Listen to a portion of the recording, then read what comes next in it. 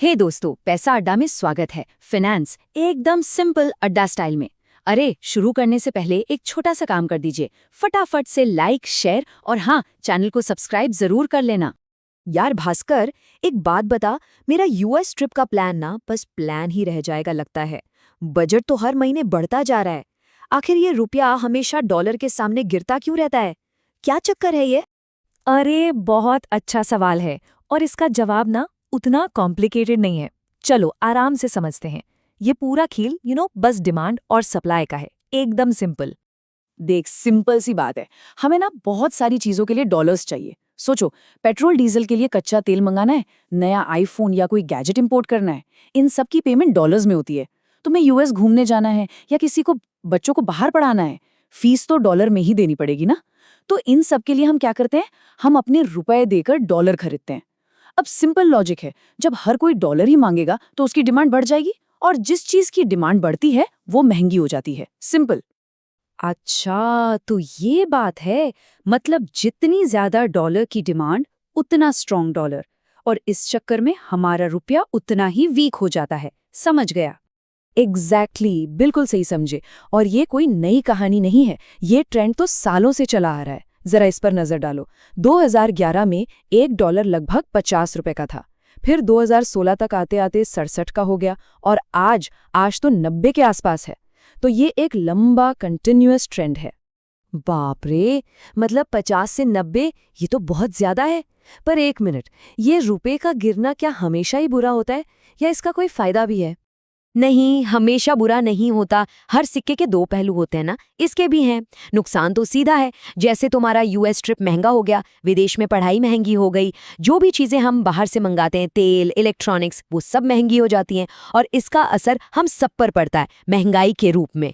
लेकिन इसका फायदा भी होता है किसको? हमारे एक्सपोर्टर्स को, जैसे आईटी कंपनीज, फार्मा कंपनीज। उनके लिए हमारा सामान सस्ता हो जाता है तो उनकी सेल्स बढ़ जाती है, और जो एनआरआईज बाहर से पैसा भेजते हैं उनके डॉलर्स के बदले अब यहाँ ज्यादा रुपए मिलते हैं, तो उनके लिए तो ये अच्छी खबर है। ये तो इंटरेस्टिंग है। मतलब किसी का फायदा, किसी का नुकसान। लेकिन भास्कर, ये कैसे डिसाइड होता है कि रुपए की सही वैल्यू क्या है? मतलब 80, 90, 100 क्या होना चाहिए? चलो इसको ना एक बहुत मजेदार तरीके से समझते हैं। इसे कहते हैं बर्गरनॉमिक्स। ये कॉन्सेप्ट पर बेस्ड है जिसका नाम है परचेजिंग पावर पैरिटी या पीपीपी। अरे फैंसी नाम पे मत जाओ। इसका सिंपल मतलब ये है कि एक जैसी चीज, मान लो एक बर्गर, उसकी कीमत हर देश में करेंसी कन्वर्ट करने के बाद लगभग सेम होनी चाहिए। अब देखो, इसका सिंपल सा हिसाब है। मान लो एक बर्गर अमेरिका में मिलता है $2 का, ठीक है, और वही सेम बर्गर इंडिया में मिलता है 160 रुपए का।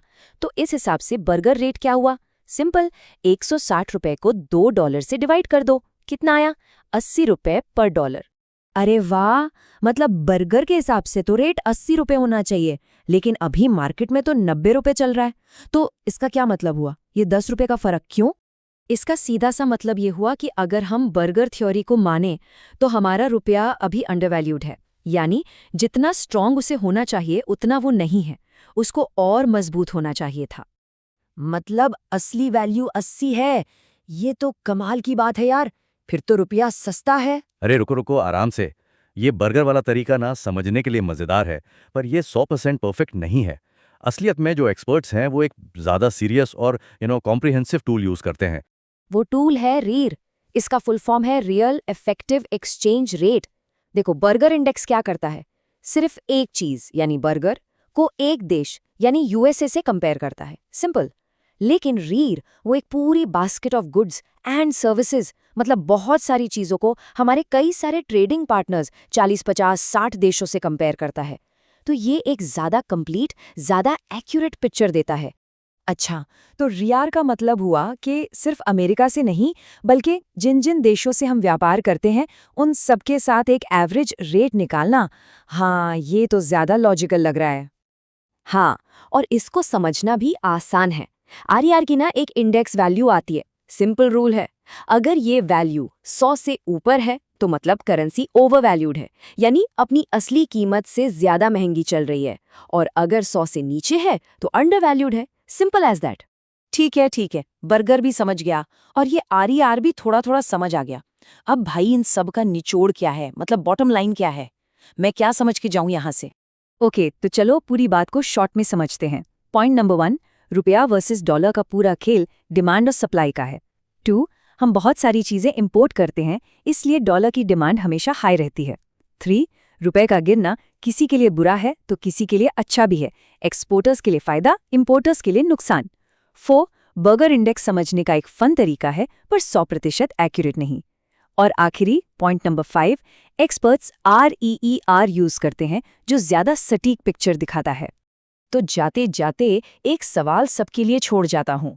ये जो रुपये की वैल्यू है 80, 90, ये सिर्फ एक नंबर है या फिर ये नंबर हमारे देश की पूरी इकोनॉमी की कहानी बताता है? इस पर सोचना जरूर। वाह भास्कर, मजा आ गया यार आज, बिल्कुल क्लियर हो गया सब कुछ। बिल्कुल। तो अगर फाइनेंस को ऐसे ही सिंपल अड्डा स्टाइल में समझना है तो पैसा अड्डा को सब्सक्राइब करना मत भूलना। हाँ दोस्तों, फटाफट सब्सक्राइब कर लो।